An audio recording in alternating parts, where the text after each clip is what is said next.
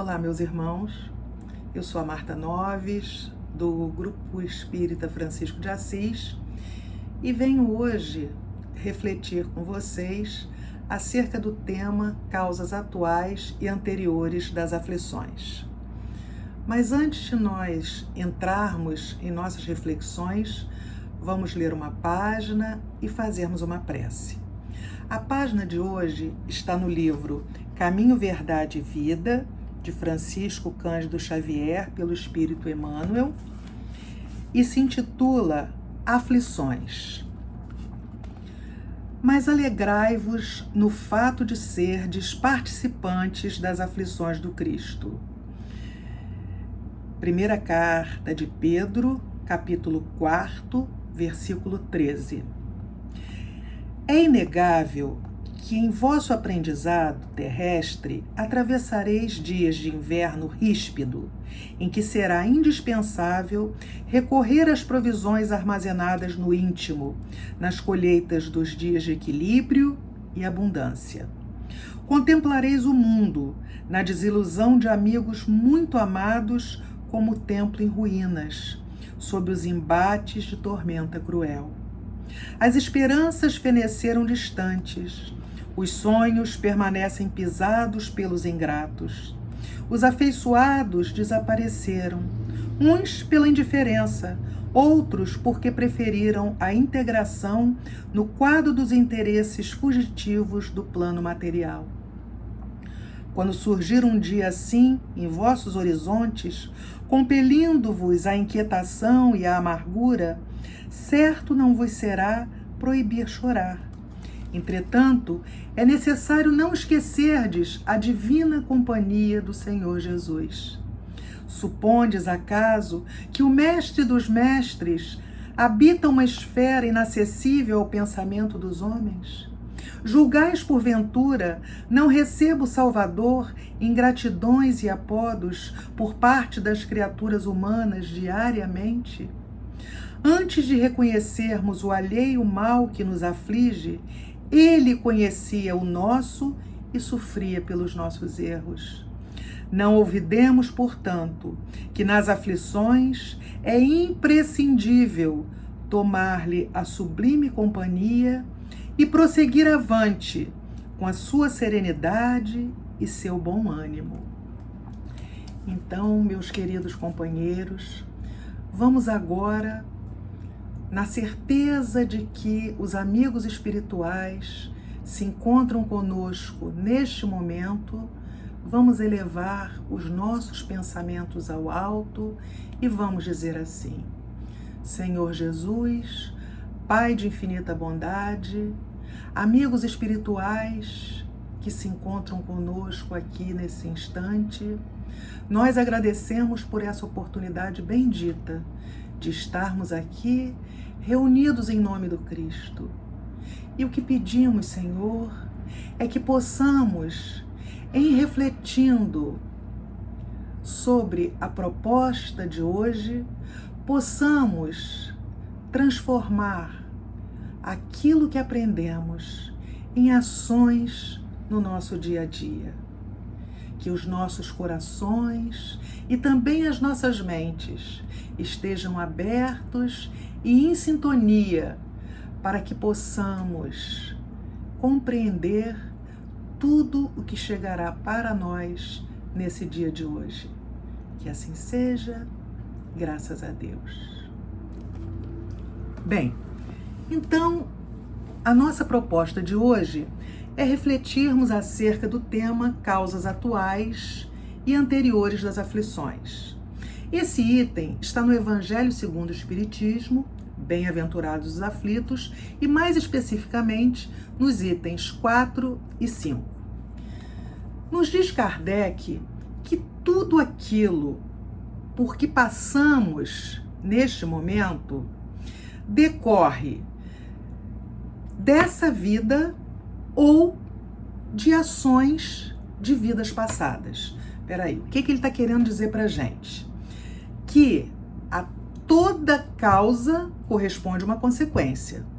Então, se eu vivo uma aflição hoje, essa aflição decorre de alguma coisa que eu tenha feito nesta vida ou de alguma coisa que eu tenha feito em uma de minhas muitas outras vidas passadas. Mas aí ele também nos convida a uma outra reflexão. Será que uma aflição que eu vivo agora não decorre de um comportamento equivocado que eu tenha tido, ou até mesmo de um caráter duvidoso que eu tenha empregado numa determinada ação? E aí fica para nós esse questionamento. Vamos pensar agora em termos dessa vida. Quanto do meu caráter, do meu comportamento está contribuindo para a aflição que eu passo neste momento? Então vamos exemplificar isso para que a gente possa entender de forma melhor.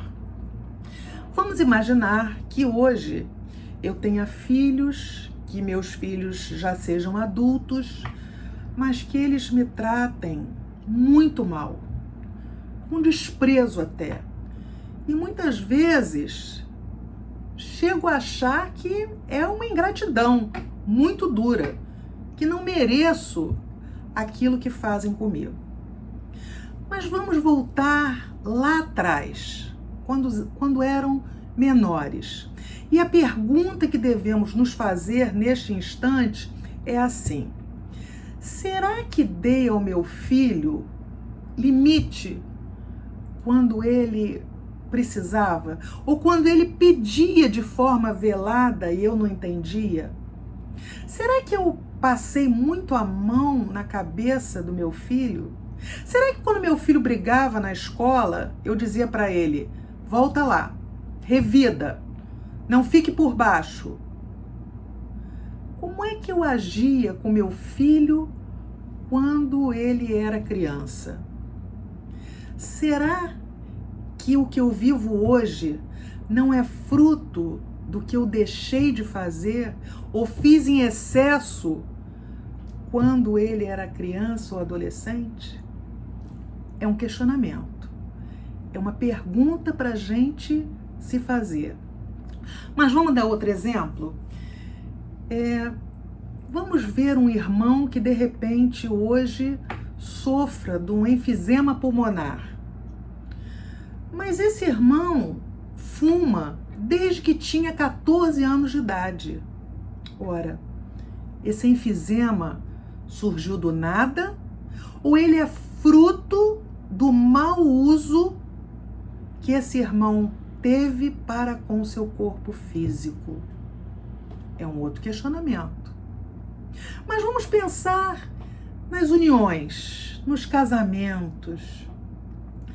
Quantos de nós se dizem infelizes em suas uniões matrimoniais? Vamos voltar lá atrás. Quando escolhemos esse companheiro para trilhar o caminho junto conosco, havia sentimento? Essa escolha foi baseada em sentimento e razão? Ou essa escolha foi para suprir alguma coisa de que eu tinha necessidade naquele momento? Me casei por interesse? Havia algum interesse oculto nessa minha escolha? Essa é uma pergunta que só nós podemos responder. E vale a pena a gente pensar sobre isso. Agora vamos pensar em termos de vidas passadas. Ora, a gente não pode se esquecer que Deus quer que seus filhos progridam. E, portanto, Ele não vai deixar impune qualquer desvio, que nós tenhamos desse caminho reto. Não há uma falta, por mais leve que seja, nenhuma infração da sua lei que não acarrete forçosas inevitáveis consequências, nos diz Kardec lá no Evangelho segundo o Espiritismo. Então, Kardec está falando causa e efeito. Vamos exemplificar, né? É sempre bom a gente exemplificar para as coisas ficarem mais claras na nossa cabeça.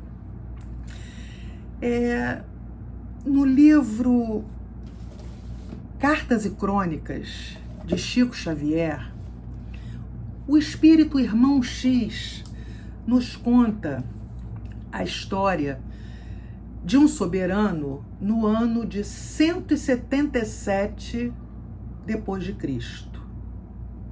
Diz-nos Humberto de Campos que tratava-se de um soberano da cidade de Lyon.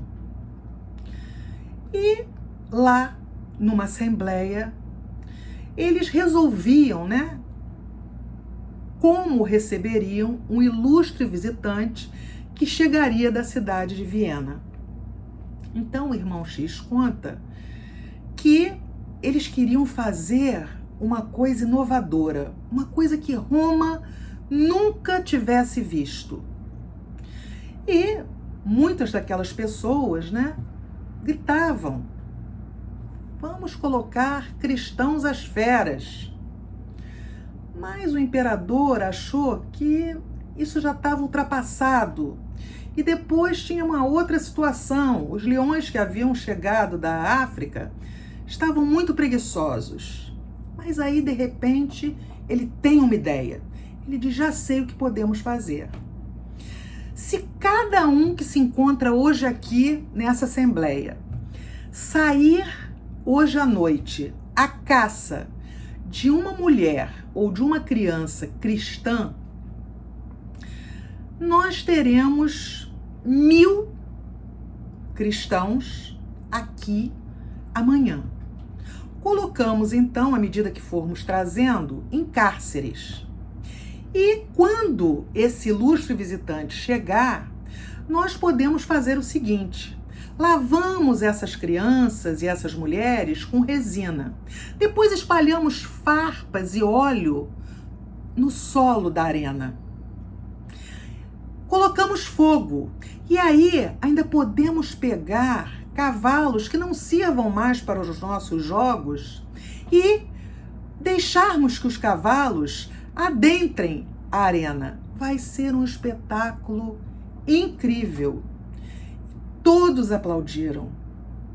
Todos gostaram da ideia.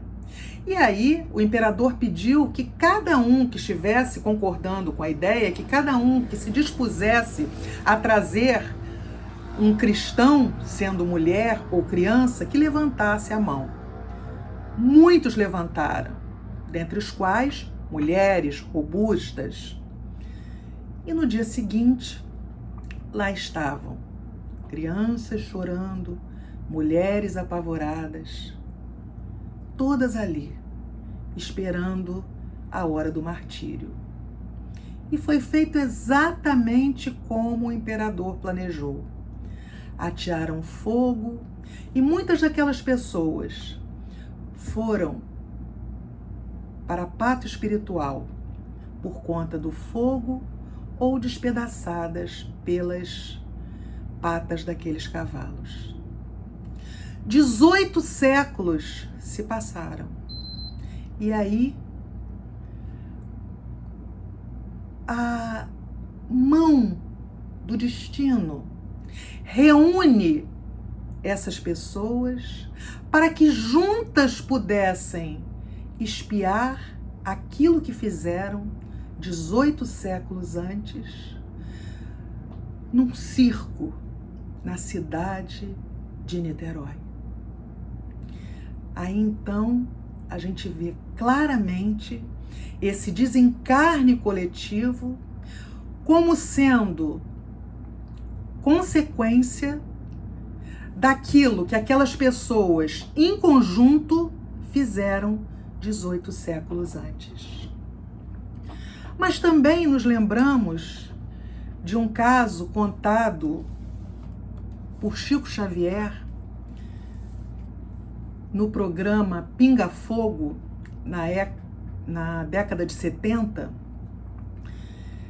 esses 2 programas dos quais Chico participou na TV Tupi, a convite do jornalista Saulo Gomes, foram depois, por esse jornalista, transformados num livro, Pinga Fogo com Chico Xavier.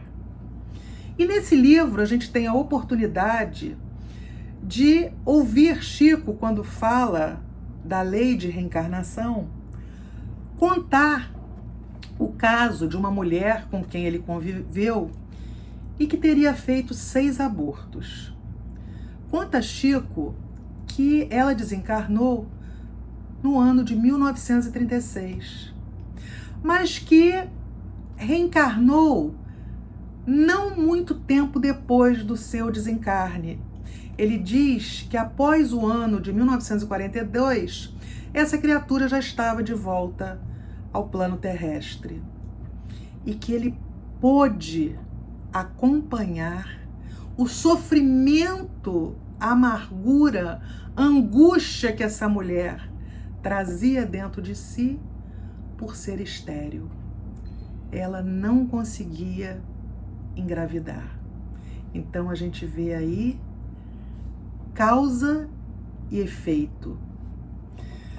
Mas aí a gente fica se perguntando, né? Nesse momento em que todos vivemos uma situação conjunta, né? Parecida, cada um de nós pode se perguntar: o que eu tenho a ver com essa pandemia que está assolando o mundo inteiro? O que eu tenho a ver com esse flagelo destruidor? Mas antes da gente tentar responder esse questionamento, vamos entender o que é esse flagelo destruidor. E lá no Livro dos Espíritos, na questão 737, Kardec pergunta com que fim esses flagelos destruidores chegam até nós no plano terrestre. E os espíritos respondem a Kardec que é para que nós possamos progredir mais depressa enquanto humanidade. E ele fala uma coisa muito interessante também. Ele diz que a gente só denomina esses acontecimentos como flagelos destruidores porque a gente está vendo, né? A gente tem uma visão muito pequena daquilo que acontece. Na verdade, a gente só foca no prejuízo que esses flagelos estão causando para a humanidade nesse momento.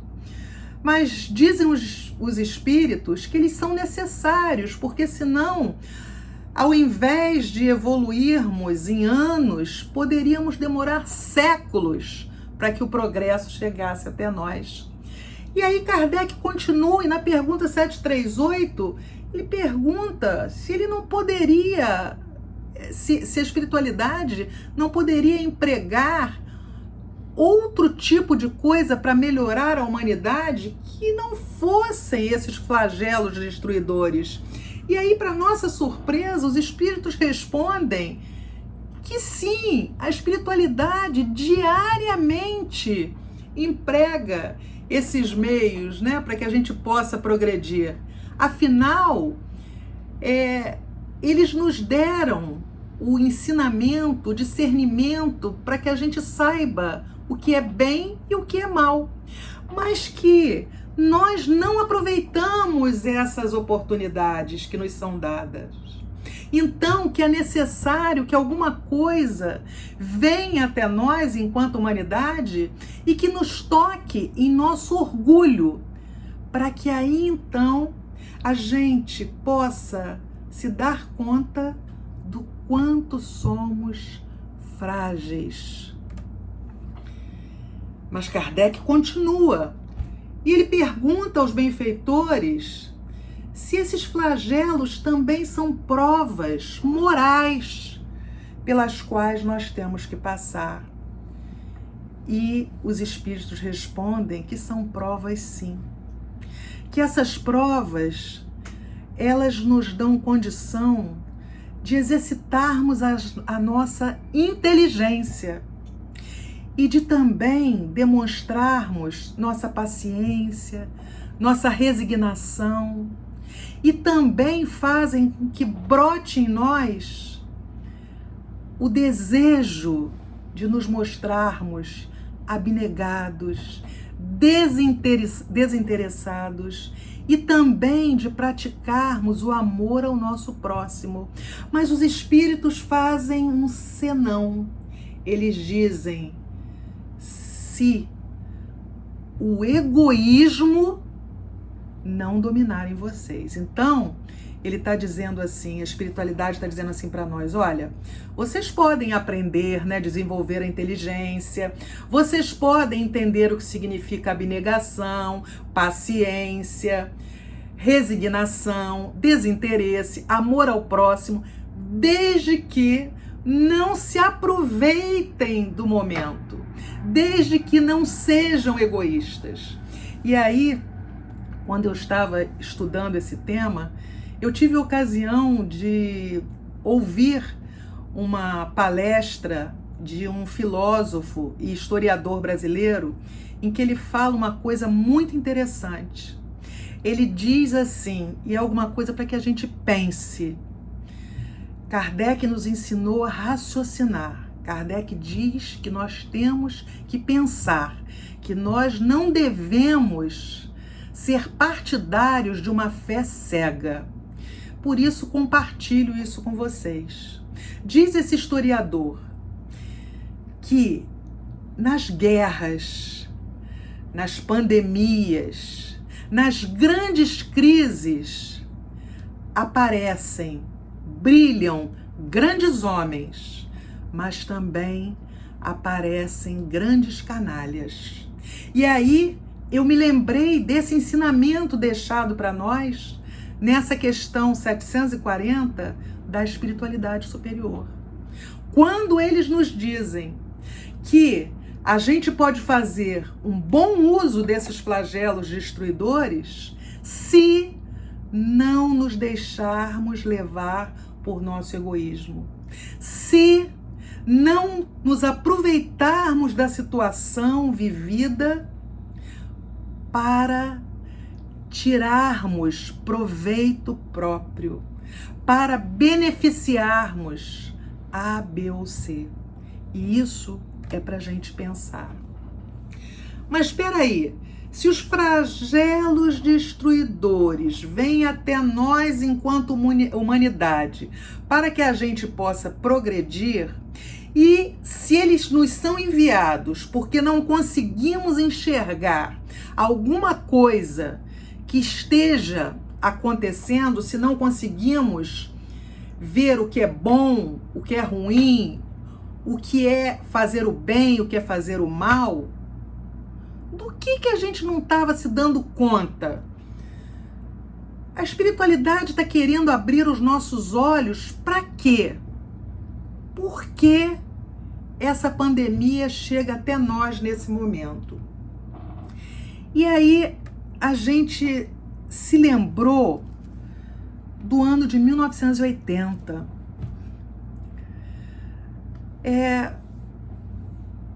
Para quem se lembra, né, ou para quem já estudou, vai se lembrar que o ano de 1980 foi um ano em que as indústrias cresciam muito, largamente, e com isso iam poluindo o meio ambiente. Mais direitos trabalhistas eram exigidos pelos trabalhadores, né? Eram conquistados pelos trabalhadores. E a gente tinha também um capitalismo que exigia cada vez mais lucros. As grandes empresas pensando em lucro, lucro e lucro. E aí, qual foi a solução que os países do primeiro mundo encontraram para resolver essa situação? Pegaram as indústrias e mandaram todas para um lugar bem longe, onde eles poderiam ficar distantes da poluição.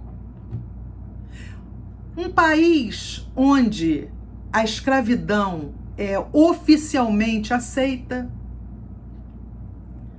E eles não estavam vendo. Ninguém estava vendo nada. Afinal, a China estava do outro lado do mundo.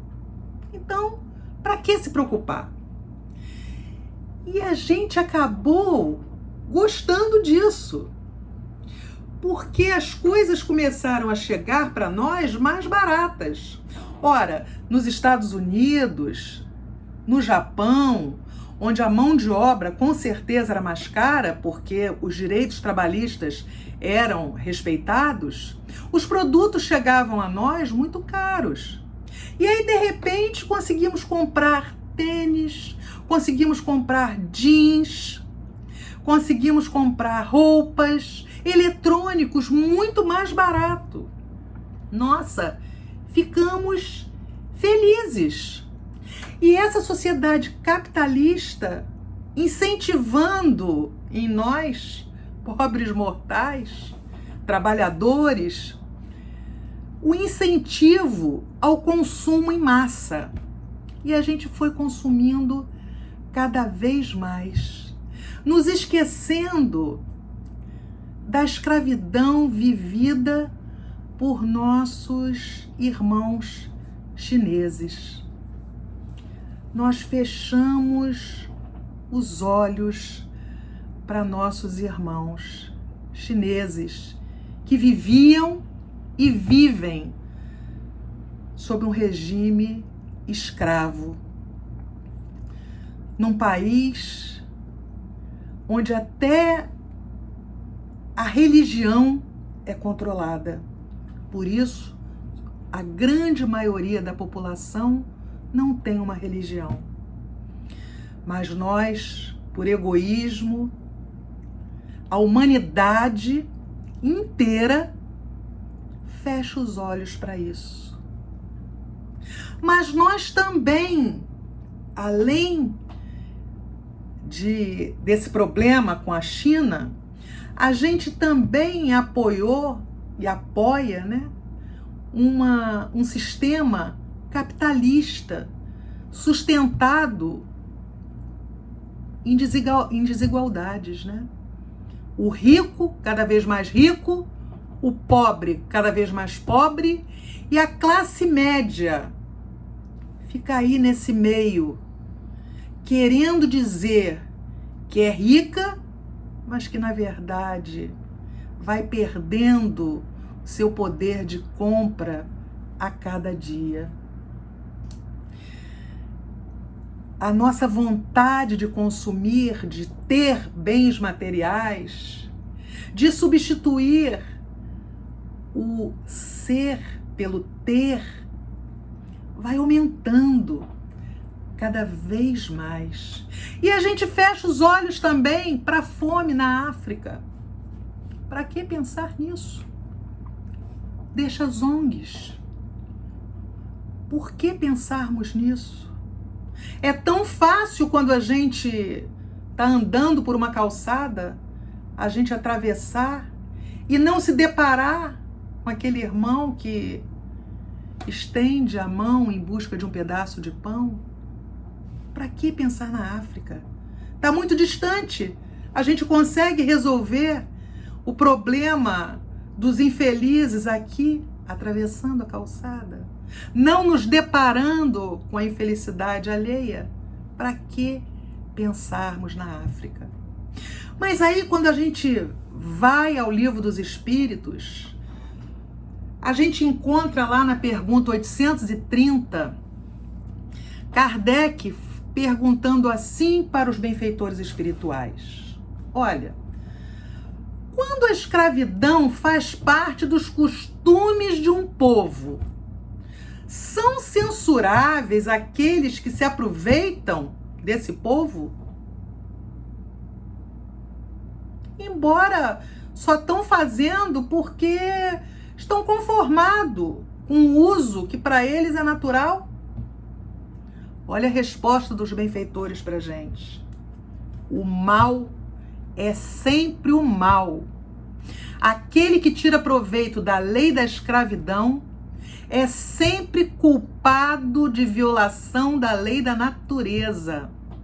E os espíritos arrematam dizendo assim pra gente: desde que mais desenvolvida a humanidade e sobretudo esclarecida pelas luzes do cristianismo, a razão já mostrou que o escravo é um seu igual perante Deus. Nenhuma desculpa mais o homem tem em se utilizar de mão escrava, dizendo que esse ou aquele país faz isso de forma oficial. E aí, de repente, chega para nós a pandemia. Chega para nós o coronavírus. E onde é que esse vírus começa, meus irmãos? Começa na não tão longínqua China. A China, que em 1980 era tão longe, parece que hoje, com a globalização cada vez mais acirrada, essas mídias sociais, elas estão cada vez mais nos aproximando desses irmãos que antes ficavam tão longe. E aí, com isso, vidas são perdidas. E a gente se depara com um sistema de saúde, com um sistema funerário incapaz de atender a demanda no mundo inteiro. E aí, sabe o que aconteceu? O inimigo invisível nos tornou iguais. Porque hoje a gente não pode mais fazer como aquele soberano francês que viveu lá no século XIV, na época da peste negra, que simplesmente pegou seu cavalo e foi para um povo distante, onde a peste ainda não tinha chegado. Hoje nós não podemos fazer isso, porque hoje nós nos enxergamos a todos, porque hoje as fronteiras estão fechadas. E hoje nós não podemos simplesmente pegar um avião e ir para um lugar distante, onde a pandemia não tenha se alastrado. E também não podemos ir para o interior, se as estatísticas estão nos mostrando que esse vírus começa nos grandes centros, mas depois vão se alastrando a pouco e pouco para as periferias e para as cidades interioranas de todos os países. O inimigo invisível nos tornou iguais, ricos, pobres. De que adianta termos dinheiro nesse instante? De que adianta usarmos joias ou bijuterias? De que adianta o vestido de grife ou o vestido comprado numa barraca, num camelô no centro da cidade? De que adiantam os sapatos, as bolsas? Nada. Não podemos sair. E que graça tem tudo isso? Que graça tem os bens materiais? Se a gente olha para todos os lados e só vê tristeza. Mas aí a gente se depara também com caos econômico. E esse caos econômico vai levando muitos de nós, se não nós, que ainda somos privilegiados, quantos irmãos, quantos amigos nossos, a um estado de penúria, a um estado de fome. Mas aí também a pandemia nos traz solidariedade e empatia. Aprendemos a olhar o outro, a nos colocarmos no lugar do outro e a fazermos alguma coisa para que esse caos econômico seja minimizado. Estamos fazendo, estamos ajudando na medida daquilo que nos é possível. E vemos isso dentro de um mesmo povo, dentro de uma mesma cidade, mas vemos isso também entre países. Essa solidariedade, essa empatia. Outra coisa que também não estávamos enxergando é o meio ambiente, o descaso com esse meio ambiente. Nós simplesmente deixamos para o outro cuidar do meio ambiente, deixa as ONGs cuidarem do meio ambiente. E eu continuo a não fazer separação dos lixos, né? Eu continuo a não fazer. Eu continuo simplesmente jogando lixo no chão, lixos que vão entupir os bueiros. Eu continuo me utilizando de embalagens plásticas, como se nada tivesse acontecido. Continuo poluindo os mares e rios. Mas a pandemia nos fez enxergar o azul do céu, que antes era só nevoeiro. A poluição baixou para todos. Mas nós conseguimos ver também animais andando pelas ruas em vários países. Enxergamos rios e mares mais limpos. Conseguimos ver peixes dentro desses mares, dentro desses rios. Então, a pandemia está mostrando para a gente o lado ruim e o lado bom da coisa. E aí a gente se lembra que lá no Evangelho segundo o Espiritismo, no capítulo 27, Sede Perfeitos, no item 4, tem lá os bons espíritas. E lá Kardec nos diz que o espiritismo precisa ser bem compreendido, mas, sobretudo, bem sentido, porque é isso que tornará cada um de nós homens de bem. Isso, obviamente, independente da religião que professemos. O que temos que fazer é o bem. E aí muitos de nós nos deparamos com viagens planejadas, muitas até compradas. E a gente simplesmente não pôde fazer, porque elas foram canceladas. E a única viagem que nos resta fazer nesse instante é a viagem interior. É a viagem do autoconhecimento. É a viagem em que eu vou ter que me perguntar o que eu tenho feito da minha vida até aqui, com todos os ensinamentos que obtive nos livros, nas palestras, nos seminários, nos grupos de estudo. O que eu fiz com tudo isso que eu aprendi até aqui? E mais, como é que eu vou gerir a minha vida quando isso tudo passar? Como é que eu vou fazer? É lógico que a gente não pode imaginar que a gente um belo dia acordou com coronavírus, um dia a gente vai acordar sem coronavírus e que tudo voltará a ser como era antes. Isso só vai depender de nós. E cada um de nós tem um processo evolutivo. Cada um de nós tem um passo. A questão é, como é que eu vou agir? O que eu aprendi com essa pandemia?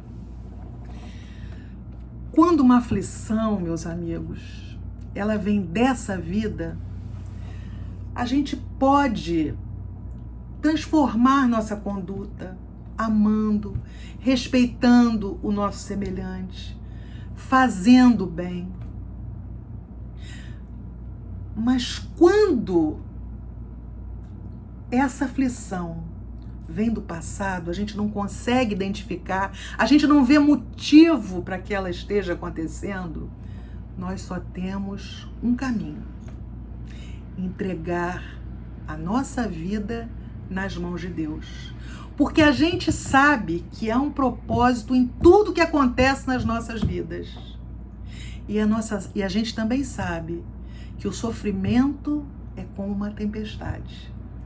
Vai passar. E não vamos nos esquecer jamais que fé não é acreditar. Fé é confiar. O Espiritismo nos oferece uma fé raciocinada. Eu confio porque eu tenho uma base. Eu não sei a razão do sofrimento pelo qual eu passo nesse momento, mas eu sei que existem múltiplas existências. Eu sei que essas existências são solidárias.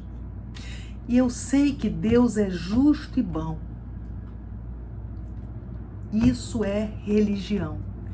É nos entregarmos nas mãos de Deus. Mas há um momento em que o desespero toma conta de nós, e em fazendo essa viagem interior, pode ser que cheguemos a um momento em que comecemos a pensar que é tarde demais. O que eu vou fazer agora? Como é que eu vou mudar? Não dá mais tempo.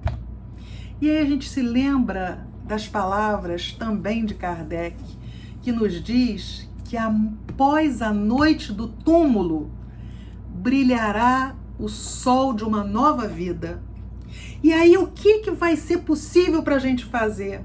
A gente pegar essas experiências do passado e transformarmos em boas resoluções para o nosso futuro. E aí agora eu gostaria de terminar nossas reflexões trazendo duas frases. Uma é de um dramaturgo francês de nome Molière. Molière diz assim: não somos responsáveis apenas por aquilo que fazemos, mas também pelo que deixamos de fazer. E aí me remete àquela frase contida no Livro dos Espíritos, quando os benfeitores nos dizem que não adianta não fazer o mal, é preciso fazer o bem. E aí a outra frase é de Santo Agostinho. Santo Agostinho diz assim para nós: mesmo que já tenhas feito uma longa caminhada, há sempre um caminho a fazer. Chegou a hora de nós nos enxergarmos como irmãos. Chegou a hora de nós fazermos a nossa parte para tornarmos essa sociedade da qual fazemos parte mais justa e mais igualitária. Sempre nos lembramos de Kardec quando empunha a bandeira do Espiritismo, que diz para cada coração: fora da caridade não há salvação. Que Jesus abençoe essa casa de amor e que Jesus abençoe cada um de nós.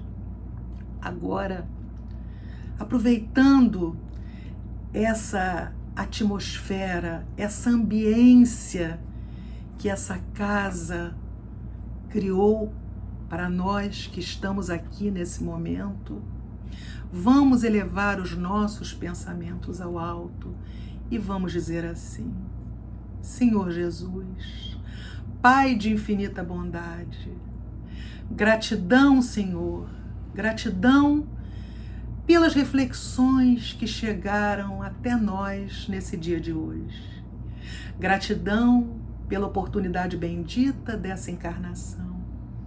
Gratidão pela saúde, gratidão pela dor, gratidão pela vida, gratidão pelo alimento, mas também gratidão pela fome que pode visitar a muitos de nós. Gratidão, Senhor, por todos os meios que o Senhor encontra de nos fazer espíritos melhores. E o que pedimos, Senhor, neste momento, é que os homens se vejam como irmãos, que nós possamos nos colocar no lugar do outro, que nós possamos nos resignar, que nós possamos ser solidários com a dor alheia, Senhor. Por fim, pedimos seu bálsamo amoroso para toda a humanidade que necessita tanto, Mestre amado, entender o que significam